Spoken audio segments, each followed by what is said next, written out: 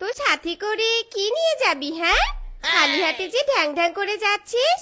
এই নে, কলা ছড়িটা নিয়ে যা। মিসকে চলে শ্বশুর বাড়ি, কলাই ঝুলছে কলার ছড়ি। জমিয়ে খাবো আমি ইলিশ মাংস কই, সাথে খাবো আরো মিষ্টি দই। লা লা লা লা লা লা লা লা লা।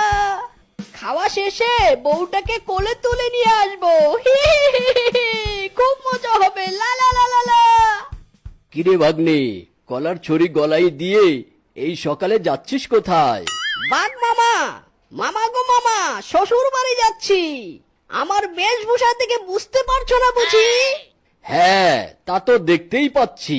কেমন হার হাবাতের মতো নাচতে নাচতেই যাচ্ছিস। যা, তবে দেখিস নাচতে নাচতে পথে আবার কোমরটা ভাঙিস না, তাহলে শ্বশুর বাড়ি যাওয়ার শখটা সারা জীবনের জন্য ঘুচে যাবে।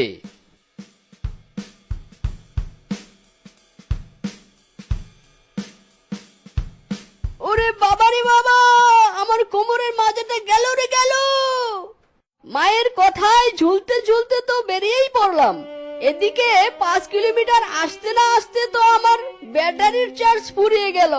এখনো তো আরো পথ যাওয়া বাকি আছে। ওই তো একটা গুহা দেখতে পাচ্ছি। যাই, ওখানে বসে একটু বিশ্রাম নেই, তারপর না হয় বাকিটা পথ যাব। মিচকে শিয়াল গুহার পাশে বসে বিশ্রাম নিতে থাকে। বিশ্রাম নিতে নিতে হঠাৎই মিচকে ঘুমিয়ে পড়ে।